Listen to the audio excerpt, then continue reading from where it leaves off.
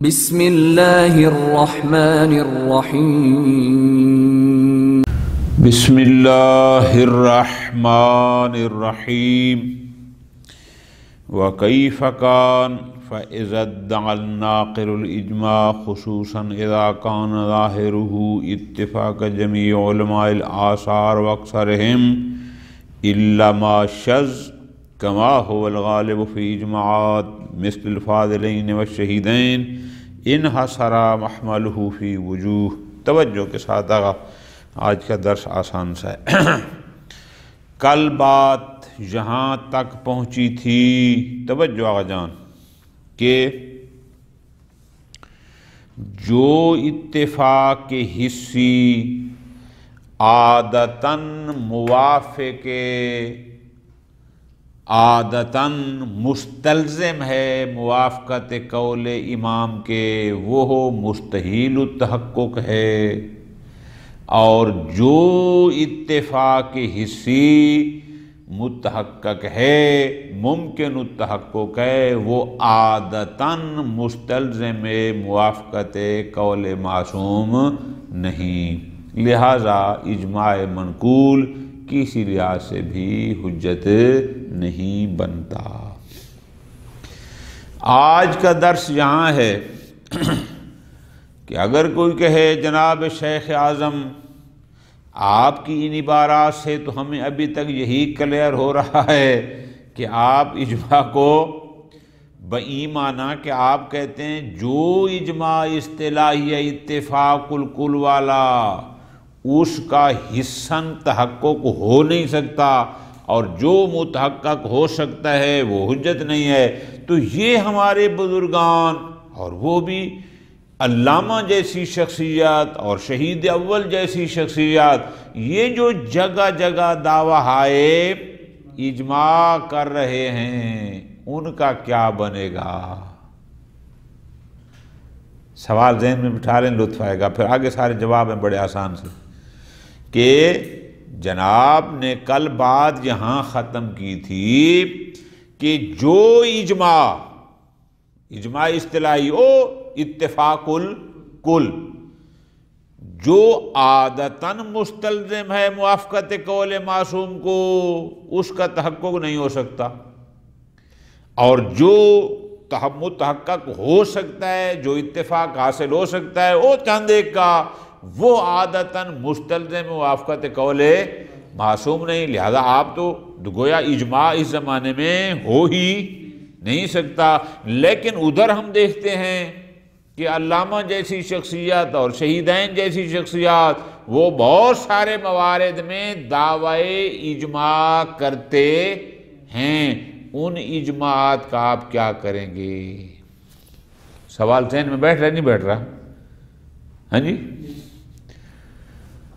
شیخ اعظم اس سوال کا جواب دیتے ہیں، فرماتے ہیں اگر ان بزرگان نے یا جہاں جہاں بھی ان بزرگان نے دعویٰ اجماع کیے ہیں، ہم ان دعووں کی کوئی نہ کوئی توجیح کریں گے۔ تو آج 3 قسم کی توجیحات شیخ اعظم ان کے دعوی اجماع کی کریں گے۔ خلاصہ مختصر ہے، باقی باتیں ترجمے کی ہیں۔ مثلا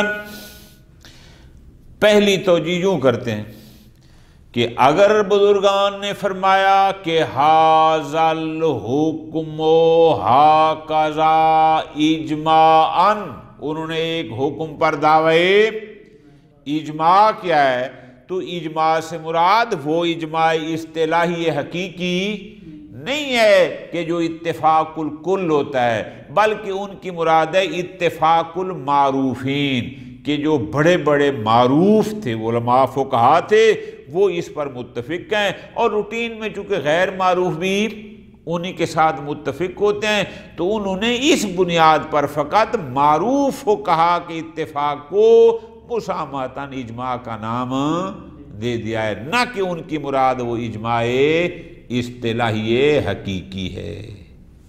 سمجھ آ گئی بات کی؟ ایک پہلی توجیہ یہ ہوگی۔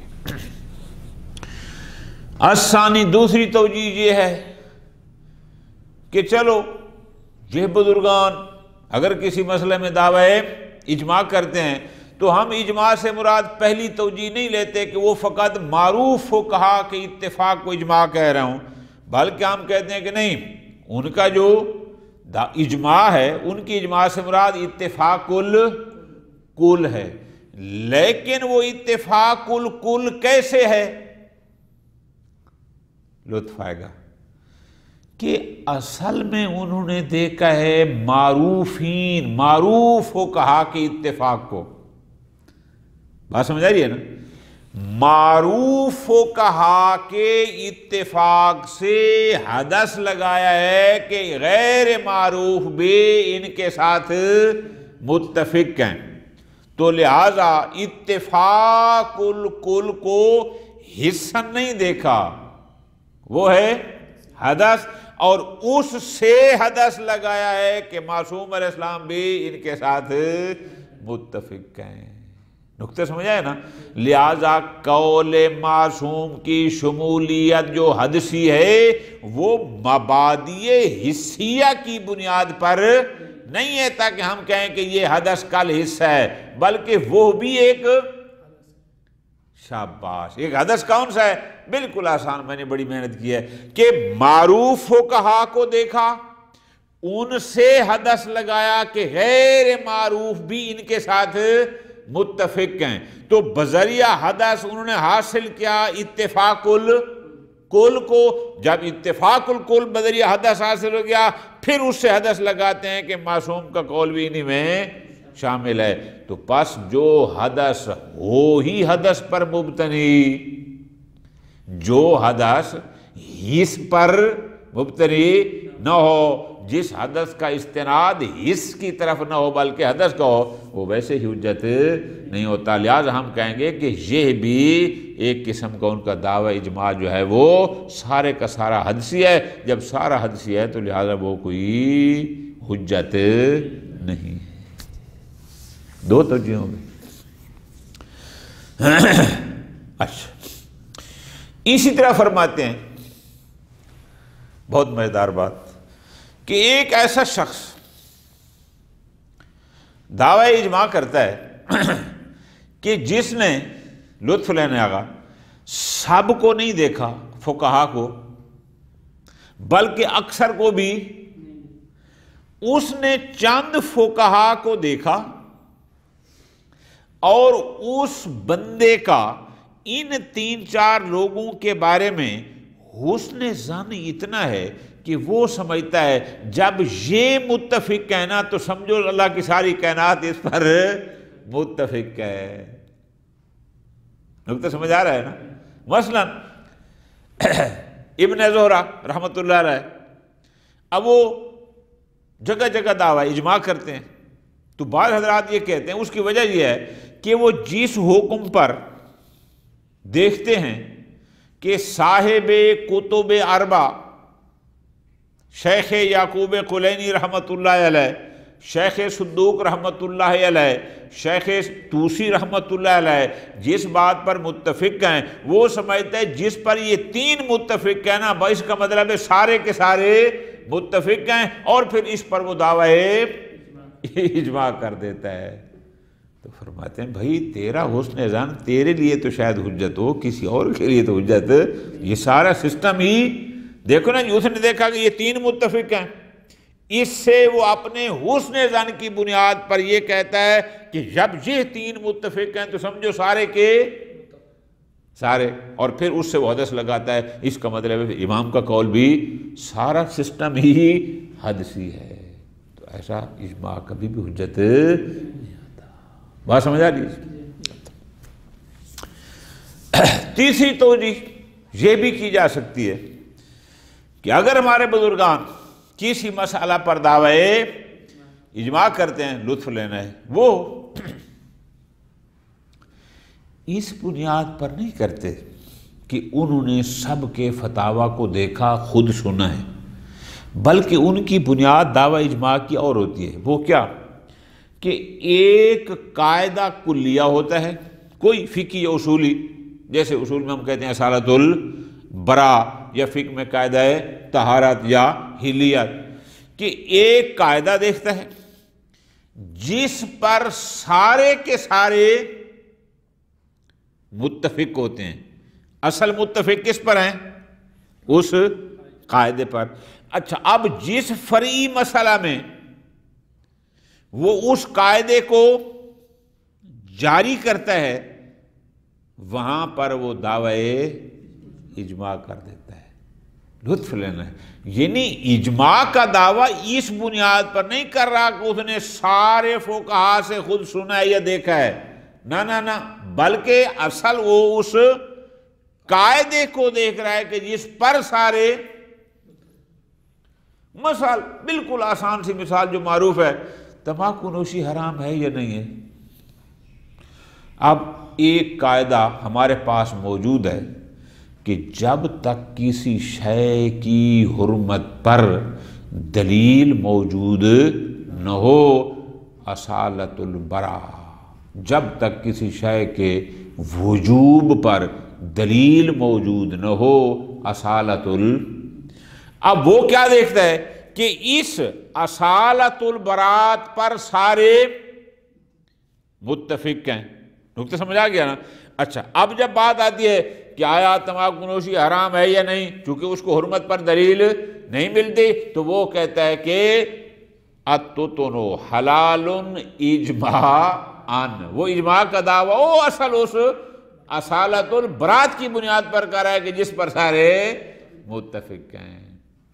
نکتہ سمجھ آ گیا نا؟ تو پس باقی باتیں ترجمے میں، لہذا شیخ اعظم فرماتے ہیں کہ میرے نزدیک جو اتفاق، موضوع کو ملا کے چلنا ہے نا، جو اتفاق عادتاً مستلزم موافقت قول معصوم ہے وہ حاصل ہو نہیں سکتا، اور جو اتفاق حاصل ہو سکتا ہے وہ عادتاً مستلزم موافق قول امام نہیں ہے، لہذا ہم حجیت اجماع سے، اجماع منقول کی حجیت سے دستبردار۔ اور پھر آگے بات ہوئی، جناب آپ یوں کہتے ہیں ہماری علامہ جیسی شخصیت دعویٰ اجماع کر رہی ہے، شہیدین جیسی شخصیات دعویٰ اجماع کر رہی ہیں، ان کا کیا کریں گے؟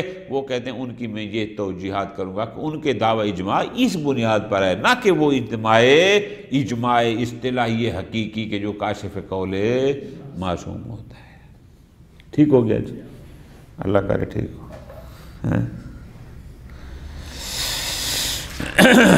وَكَيْفَ كَانَ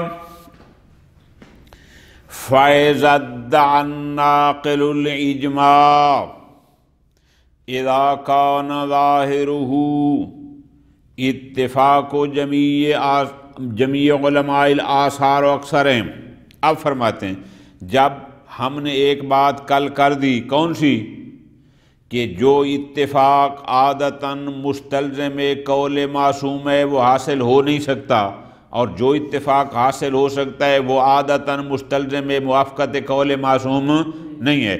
اب اگر کوئی بزرگ کسی مسئلہ میں دعوی شاباش، جب وہ دعوی اجماع کرتا ہے، خصوصاً اور خاص کر اس کا دعویٰ اس انداز کا ہو کہ اس سے یہ معلوم ہو رہا ہو کہ وہ یہ فرمانا چاہ رہے ہیں کہ ہر زمانے کے علماء اس مسئلہ پر متفق ہیں، یا کم از کم اکثر اس پر متفق ہیں سوائے چند ایک کے۔ کما هو الغالب فی اجماعات، جیسا کہ فاضلین یعنی علامہ ہلی اور محقق ہلی یہ جو دعوی اجماع کرتے ہیں، یا شہید اول یا شہید ثانی، عام طور پر ان کی عبارات سے یہ لگتا ہے کہ گویا وہ کہنا چاہتے ہیں کہ ہر زمانے کے علماء اس مسئلہ میں متفق ہیں۔ تو پھر ایسے دعویٰ اجماع کا کیا کریں گے؟ فرماتے ہیں انحصر محملہ فی وجوہ، تو پھر ہمارے لیے ضروری ہے کہ ہم ان کو حامل کریں، ہم ان کی تعویل کریں، ہم ان کی توجیہ کریں۔ کون سے؟ فرماتے آگے بتاتا ہوں، یا یہ توجیہ کریں گے یا یہ دو تین جو ہم آج پڑھ رہے ہیں۔ ٹھیک ہے جی؟ احدھا، پہلی توجیہ، علامہ نے کہا ھذا الحکم ھکذا اجماعی، یا شہید اول نے کہا علی ھذا الحکم اجماع. اب یہ لفظ آ گیا. آپ فرماتے ہیں توجیہ کیا ہے؟ ان یراد بہ اتفاق المعروفین بالفتویٰ، کہ ان کی اس اجماع سے مراد وہ اجماع اصطلاحی حقیقی نہ ہو، بلکہ ان کی اجماع سے مراد کیا ہو کہ جو معروفین بالفتویٰ ہیں، یعنی کیا؟ اپنے زمانے کے جو معروف ہو کہا ہیں وہ اس حکم پر متفق ہیں. معروفین کے اتفاق کی بات کر رہے ہیں. دون کل قابل للفتویٰ من اہل عصری، نہ یہ کہ ہر وہ جو فتویٰ دینے کی ایک شخص ہو سکتا ہے وہ محل افتاء مقام افتاء پر موجود ہو، لیکن معروف ہر ایک کی بات یا مطلقاً کی بات نہ کر رہے ہیں. وہ فقط مشہور، اور فقط مشہور کے اتفاق وہ تو عادتاً مستلزم قول معصوم نہیں ہے. تو لہذا اگر وہ دعویٰ اجماع کرتے ہیں تو توجیہ یہ ہے کہ ان کی مراد فقط معروفین کا متفق ہونا ہے، نہ کہ اجماع اصطلاحی حقیقی. ایک توجیہ یہ ہو سکتی ہے. الثانی، دوسری توجیہ یہ بھی ہو سکتی ہے کہ نہیں، ان یرید اجماع الکل، کہ یہ بزرگان جب دعوی اجماع کرتے ہیں تو اس اجماع سے مراد فقط معروفین کا اتفاق نہیں ہے، بلکہ اس سے مراد اتفاق الکل ہے. لیکن وہ اتفاق الکل کہاں سے لیتے ہیں؟ یستفید ذالک من اتفاق المعروفین من اہل عصرہ. اتفاق الکل کہاں سے حاصل کرتا ہے، استفادہ کرتا ہے؟ وہ دیکھتا ہے کہ اس زمانے کے جتنے بھی معروف ہو کہا ہیں وہ سارے متفق. معروفین کے اتفاق سے حدث لگاتا ہے کہ غیر معروف بھی، یا وہ کہتا ہے کہ من اہل عصری، کہ میرے زمانے کے جو بھی معروف ہیں وہ سارے کے سارے اس بات پر متفق ہیں. لہذا اگر متفق ہیں تو اس کا مطلب ہے جو سابقہ ہوں گے وہ بھی حدث لگاتا ہے نا، کہ وہ بھی انشاءاللہ ان کے ساتھ متفق ہوں گے، اور اس سے وہ مراد لیتا ہے اتفاق معروفین سے حدث لگاتا ہے اتفاق الکل کا. اب جب اتفاق کل ہو گیا تو اتفاق کل عادتاً مستلزم ہوتا ہے موافقت قول، لیکن اتفاق کل حصی نہیں تھا. بات سمجھ آ رہی ہے نا؟ دوسری توجیہ ہے، فرماتے ہیں وَهَذِهِ الْاِسْتِفَادَةِ، لطف لینا ہے، یعنی اتفاق معروفین سے حدثاً اتفاق الکل کا استفادہ لیسا ضروریہ، یہ حدث ضروری نہیں ہے. ایسا نہیں ہے کہ حدث تو حتماً وہ مستلزم قول معصوم ہوتا ہے. ہاں وَإِنْ كَانَتْ قَدْ تَحْصُلُ، کبھی ہو سکتا ہے، یعنی چانس ہے، لیکن ضروری حتمی ہو سکتا ہے کہ جس پر معروفین متفق ہوں اس کے زمانے کے دیگر بھی اور سابقہ زمانے والے متفق ہوں، ہو سکتا ہے، لیکن یہ کوئی ضروری حتمی نہیں ہے. کیوں؟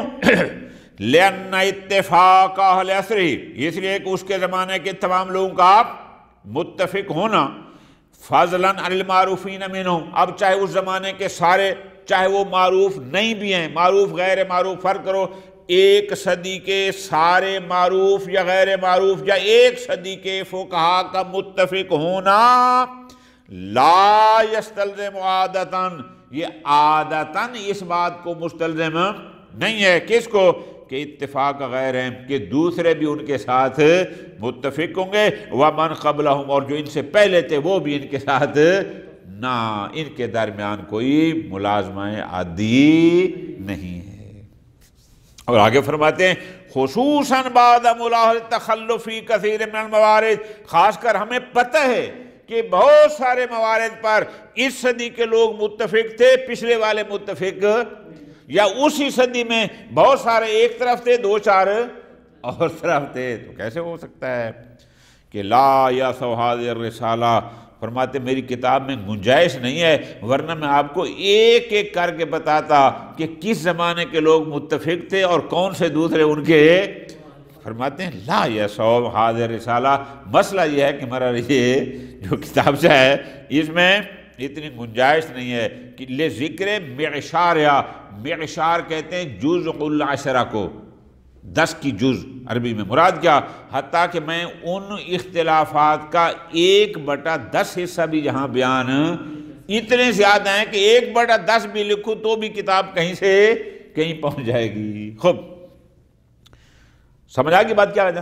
اچھا آگے فرماتے ہیں وَلَوْ فُرِضَ حُصُولُهُ لِلْمُخْبِرِ، اچھا ہم فرض کرتے ہیں کیا کہ اس نے اپنے زمانے کے معروفین کے اتفاق سے استفادہ کر لیا، سمجھ لیا، حدث لگا کہ اس کا مطلب ہے سارے کے سارے متفق ہیں۔ چلو لو فرض حصول للمخبر، کہ اگر وہ جو نقل اجماع کر رہا ہے، جو خبر اجماع دے رہا ہے، اس کے یہ حاصل ہو گیا، حاصل مراد کیا، یعنی ان بال معروفین کے اتفاق سے کل کا اتفاق اس کو ہو جاتا ہے، تو کان من باب الحدث، تو اس کا مطلب یہ حدث ہوگا نا، کہ اس نے اپنے زمانے کے 60 معروفین کو دیکھا متفق تھے، اس نے حدث لگایا کہ اس کا مطلب ہے باقی بھی سارے ان کے ساتھ، تو یہ حدث ہو گیا۔ اور حدث ایسا ہے الحاصل اما لا یوجب العلم عادتاً، اور ایسا حدث عادتاً موجب علم، توجہ میری جان، وہ حدث عادتاً موجب علم ہوتا ہے جس کی بنیاد حس پر ہو، حدث من حدث یہ موجب علم نہیں ہوتا عادتاً، ٹھیک ہو گیا ختم۔ ہاں البتہ فرماتے ہیں یہ کہہ سکتے ہیں نام ہے یا امارۃ ظنیہ علی ذالک، البتہ یہ کہہ سکتے ہیں کہ ایک زمانے کے سارے لوگ متفق ہوں یا ایک زمانے کے معروف لوگ متفق ہوں، تو یہ ایک امارہ ظنیہ بن سکتی ہے اتفاق الکل پر، کہ یہ ایک امارہ ہے جو مفید ظن ہے کہ شاید سارے متفق ہوں، ایک امارہ۔ کیوں؟ لأن الغالب فی الاتفاقیات عند اہل عصر، چونکہ ایک زمانے میں اگر سارے لوگ متفق ہوں تو غالب طور پر ایسا ہوتا ہے کہ کونہ من الاتفاقیات عند من تفضلہ، کہ اگر اس زمانے کے سارے لوگ متفق ہیں تو غالب طور پر ایسا ہوتا ہے کہ اس کا مطلب ہے جو پہلے تھے وہ بھی ان کے ساتھ متفق تھے، ایسا غالب طور پر ہوتا ہے۔ وقد یحصل علم، اور بسا اوقات ظن نہیں بلکہ علم بھی حاصل ہوتا ہے ان کے اتفاق کا، کیسے؟ بے ضمیمت امارات اخر، اگر کوئی آیت دلالت کر دے انہی پر، انہی کے اتفاق کے سپورٹ میں، یا کوئی روایت، تو اس کے ساتھ پھر جب وہ مل جائے گی تو پھر ظن نہیں بلکہ علمی ہو جائے گا۔ لیکن آگے فرماتے ہیں لیکن الکلام، لیکن ہمارا محل بحث ہمارا ظنیہ تو، لیکن الکلام فی کون الاتفاق، ہماری بات اس میں ہے کہ وہ اتفاق الکل مستند الالحس ہو، وہ او الی حدث، یا ایسا حدث کہ لازمین عادتاً للحس، کہ جس کا لازم عادی یہ ہو کہ وہ حدث بھی مثل اسی کے ہو، موادی اس سے، جبکہ ایسا نہیں ہے۔ ٹھیک ہو گیا جی؟ تو پس دوسری توجیہ ہم یہ کریں گے کہ اگر علماء ہمارے بزرگان کہیں دعوی اجماع کرتے ہیں تو اس اجماع سے مراد اگرچہ ان کی اجماع الکل ہوتا ہے، اتفاق الکل، لیکن وہ اتفاق الکل حدث کرتے ہیں کس سے؟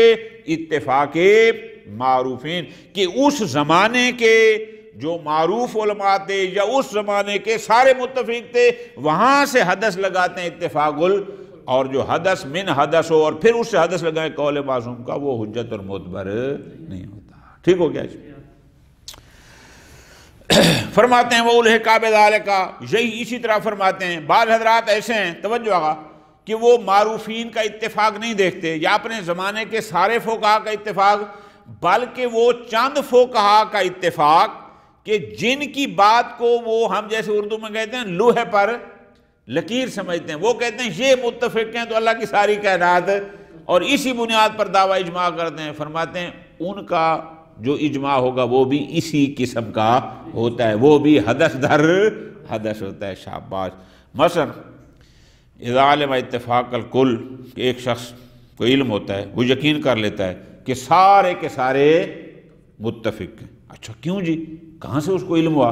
اس کو علم ہوتا ہے اس کے حساب میں من اتفاق جماعت، چند ایک کے کہ فلاں فلاں فلاں اس حکم میں متفق ہیں، اور وہ سمجھتا ہے کہ اس کا مطلب ہے سارے کے سارے لحسن ظنہ بہم، چونکہ اس کا ان چند کے بارے میں حسن ظن یہ ہے کہ جس مسئلہ پر یہ متفق ہو جائے نا پھر سارے ان کے ساتھ۔ اچھا کوئی ایسا بندہ ہے؟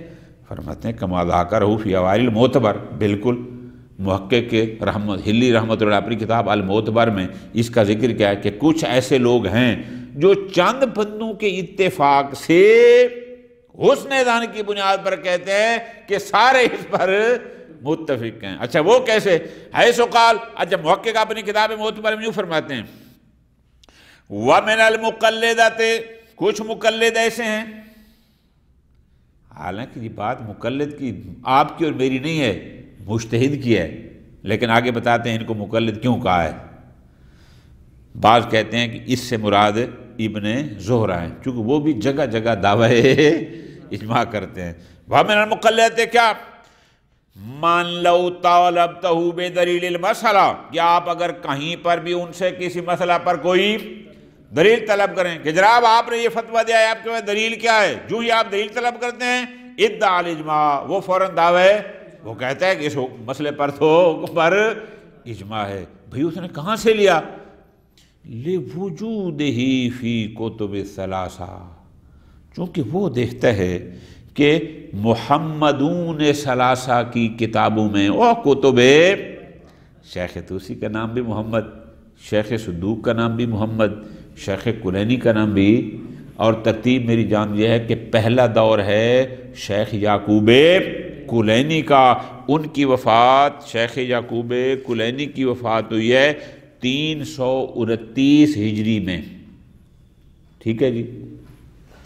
دوسرا ان کے بعد ہے شیخ صدوق رحمۃ اللہ علیہ کا، ان کی وفات ہوئی ہے 381 ہجری میں، اور تیسرا دور ہے شیخ طوسی کا، ان کی وفات ہوئی ہے 672 ہجری میں۔ اب 672 ہجری، تو اب ایک کلینی کے نام سے معروف ہیں، ایک صدوق کے نام سے، اور ایک طوسی، لیکن اصل نام تینوں کا محمد ہے، اس لیے ان کو کتب میں محمدون ثلاثہ کہتے ہیں، جو ان کی 4 کتب ہیں، کافی، من لا یعذر الفقیہ، استبصار اور تہذیب، شاباش۔ اب وہ کیوں دعوی اجماع کرتا ہے؟ وہ اس بنیاد پر لِوُجُودِهِ فِي كُتُبِ الثَّلَاثَةِ، وہ دیکھتے ہیں کہ جس بات پر یہ تینوں بزرگوار اپنی کتب اربع میں متفق ہیں، وہ کہتے ہیں بس یہ لوہے پر لکیر ہے، لہذا سارے اسی پر متفق ہیں، وہ دعوی اجماع کرتا ہے قدست اسرارہم۔ تو پھر محقق نے غصہ آ گیا، فرماتے ہیں وَهُوَ جَهْلٌ، جہالت ہے کہ اگر 4 بندے متفق ہو گئے تو اس کا مطلب ہے ساری کائنات کے فقہا متفق ہیں۔ ان لم تکن تجاہلا، پہلے کہتے ہیں اول تو یہ تجاہل ہے، جس کو آپ نہیں کہتے تجاہل عارفانہ، وہ نہیں ہے تو پھر جہالت ہے، ایسا نہیں۔ خوب، اب کوئی کہے کہ جناب یہ جو محقق نے کہا ہے وَمِنَ الْمُقَلِّدَةِ، مقلد کہا ہے، وہ مقلد تو نہیں ہے نا، مقلد ہم لوگ ہیں، وہ تو فرماتے ہیں فَإِنَّ فِي تَوْصِيفِ الْمُدَّعِي، بھائی دعوی اجماع کبھی بھی کوئی مقلد نہیں کرتا، دعوی اجماع ہمیشہ مجتہد کرتا ہے، مفتی کرتا ہے، فقیہ کرتا ہے۔ اب انہوں نے مدعی اجماع کو نام کیا دیا؟ بِقَوْنِهِ مقلدہ، حالانکہ انَّا نعلم، ہمیں اس بات کا پتہ ہے کہ لا يدعي الاجماع الا ان، کہ کوئی بھی شخص اس وقت تک دعوی اجماع نہیں کرتا جب تک اس کو علم نہ ہو۔ فرماتے ہیں در حقیقت یہ اشارہ ہے الی استنادہ، کہ یہ جو مدعی اجماع ہے نا، وہ اپنے دعوی اجماع میں اس کی بنیاد فقط الی حسن الظن بہم، فقط ان کے حسن، اس کے اپنے حسن ظن کی بنیاد پر ہے، جو اس کو ان محمدون ثلاثہ پر تھا، کہ وہ سمجھتا تھا کہ بس جس پر یہ 3 متفق ہیں سارے۔ فرماتے ہیں وَأَنَّ جَزْمَهُ فِي غَيْرِ مَحَلِّهِ، جبکہ ان کا اس حد تک جزم اور اعتقاد کہ جس پر یہ 3 بزرگ متفق ہیں سارے متفق، یہ درست نہیں ہے۔ پھر آگے ایک چھوٹا سا فافہم، استاد اعتمادی رحمت اللہ علیہ وہ فرماتے ہیں کہ ممکن ہے فہم اشارہ اس بات کی طرف ہو کہ اگر وہ دعوی اجماع کرتے ہیں نا تو ان کی مراد ان 3 بزرگوں کا اجماع ہو، نہ کہ اجماع اصطلاحی حقیقی ہو۔ تیسری توجیہ وہ یہ ہے، اس کو پڑھ لیتے ہیں تاکہ بات، وہ یہ ہے کہ اگر کوئی بزرگ، اب اگر ان کو ملا کے چلیں گے تو پھر لطف آئے گا آپ کو ترجمہ کرنے، کیا ہم نے جو کہا تھا کہ جو اتفاق عادتاً مستلزم میں موافقت قول معصوم ہے وہ متحقق ہو نہیں سکتا، اور جو اتفاق حسن ہو سکتا ہے وہ عادتاً مستلزم میں قول معصوم نہیں، لیکن اس کے باوجود بھی ہم دیکھتے ہیں کہ علامہ اور شہیدین جیسے کہ دعوی اجماع کرتے ہیں۔ تو تیسری توجیہ ان کے دعوی اجماع کی ہم یہ کریں گے، وہ کیا ہے کہ ان یستفید اتفاق الکل علی الفتویٰ من اتفاقہم علی العمل بالاصل عند عدم الدلیل، کہ یہ بزرگ جو دعوی اجماع کر رہے ہیں نا، وہ اجماع سے مراد کیا ہے؟ وہ جو کہتے ہیں کہ سارے اس فتوے پر لطف لینا ہے کہ اجماع سے مراد اتفاق الکل ہو، لیکن اتفاق الکل بئی معنی نہیں کہ اس نے ہر ایک سے وہ فتویٰ سنا یا دیکھا، نہ، بلکہ اس کی بنیاد اس پر ہے چونکہ یہ سارے ایک قاعدے یا ایک اصل پر متفق ہیں، اور یہ فقیہ سمجھتا ہے جہاں پر بھی وہ اصل جاری ہوتی ہے بس اس کا مطلب ہے وہ اجماعی ہے۔ میں نے آپ کو بڑی پیاری آسان سی مثال دی تھی نہ بھولنے والی، کہ اس نے تحقیق کی کہ آیا تمباکو نوشی حرام ہے یا نہیں ہے، اس کو حرمت پر دلیل نہ ملی، جب نہ ملے اس کے پاس ایک قانون موجود تھا، اصل موجود تھی، کیا؟ اصالت البراء۔ اب اصالت البراء پر سارے کے سارے متفق تھے، اب جب دیکھا کہ اس پر متفق ہیں تو اس نے کہا دیا کہ توتن حلال ہے اجماعاً، حالانکہ اتفاق ایک اصل پر تھا نہ کہ حکم حلیت یا حرمت پر تھا۔ سمجھا کیا ہے؟ شاباش، من اتفاق ہیں۔ پس یہ جو اس فتح پر اتفاق کے کل کا حدث لگاتا ہے کہ سارے اس پر متفق ہیں، وہ استفادہ کہاں سے کرتا ہے؟ حدث لگاتا ہے من اتفاقہم، چونکہ وہ سارے بزرگان متفق ہیں ایک اور بات پر، وہ کون سی ہے؟ علی العمل بالاصل عند عدم الدلیل، کہ جب کوئی دلیل نہ ہو تو اصالت الوجوب پر دلیل ہے نہیں، اصالت البراء حرمت پر دلیل ہے نہیں، تو وہ اس بنیاد پر او بے عموم دلیل عند عدم ودان، اگر ایک حکم عام تھا بعد از تفحص کوئی مخصص نہ ملا تو سارے کہتے ہیں اگر مخصص نہ ملے تو اس کے عام کے عموم سے اطلاق کریں گے، اور اس کو چونکہ مخصص نہیں ملا لہذا اس نے عام سے اطلاق تمسک کیا اور کہہ دیا کہ ھذا اجماعیون، اصل اجماع اس پر نہیں تھا، اصل تو اصالت العموم پر تھا کہ جب کوئی مخصص نہ ملے، لیکن کہہ دیا اس نے کہ یہ اجماع ہے۔ او بخبر معتبر عند عدم ودان المعارض، یا جیسے وہ اپنے تعارض انشاءاللہ اصول مظفر میں پڑھا اور پھر رسائل کے آخر میں تعادل و تراجیح میں پڑھیں گے کہ اگر ایک خبر معیار حجیت پر پوری ہے اور اس کے معارض کوئی موجود نہ ہو تو فرماتے ہیں او بخبر معتبر، کہ اس کے پاس ایک دلیل خبر حدیث موجود ہے ماشاءاللہ جو معیار حجیت پر پوری ہے، عند عدم وجود المعارض، اور کوئی اس کے مقابلے میں معارض بھی نہیں ہے، یا اتفاقہم علی مسئلۃ اصولیت، یا مثلا انہوں نے دیکھا کہ علماء کرام کا ایک مسئلہ اصولی پر اتفاق ہے، وہ چاہے نقلیہ ہو چاہے عقلیہ ہو۔ مثلا علماء اس بات پر متفق ہیں کہ بعد پیغمبر خدا احکام کا ناسخ نہیں ہو سکتا، یہ ہو گیا نا۔ اب اس کو شک ہے کہ پتہ ہے زمانے غیبت میں جمعہ واجب ہے یا نہیں ہے، تو یہ دیکھتا ہے دلیل تو میرے پاس کوئی نہیں ہے، پھر کیا کروں؟ زمانہ پیغمبر میں واجب تھا، اب اس بنیاد پر یہ دعویٰ اجماع کر دیتا ہے کہ یہ واجب ہے۔ اصل کون سی بات تھی؟ اصل یہ تھی کہ اس پر اتفاق تھا کہ بعد پیغمبر خدا احکام منسوخ نہیں ہو سکتے الاخری، لہذا یستلزم القول بہا، لہذا چونکہ وہ ان کا اتفاق کسی اصل پر یا کسی اصل لفظی پر یا عملی پر یا مثلا کسی قاعدہ ہے اصولیہ نقلیہ عقلیہ پر موجود تھا، وہاں سے مستلزم ہوا کیا کہ یہ اس مسئلہ میں جو اس کو درپیش تھا وہاں پر بھی یہ حکم لگاتا ہے اور پھر اس پر دعوی اجماع کرتا ہے۔ فرماتے ہیں بغیر ذالک من الامور، یا اس کے علاوہ اور بھی بہت سارے امور ہیں المتفق علیہا، جن پر سب کا اتفاق ہے، الذی یلزم باعتقاد المدعی من القول بہا، کہ یہ مدعی جو مدعی ہے اجماع ہے، کہ چونکہ یہ بھی تو انہی میں سے ایک ہے کہ جب وہ فلاں شے فلاں بات پر سارے کے سارے متفق ہیں اور کوئی معارض بھی موجود نہیں ہے، تو اس بنیاد پر اب یہ کیا کہتا ہے القول بالحکم المعین فی المسئلہ، کہ اس مسئلہ میں فلاں حکم ہے اجماعاً، وہ اجماع در حقیقت کسی اور چیز پر ہوتا ہے۔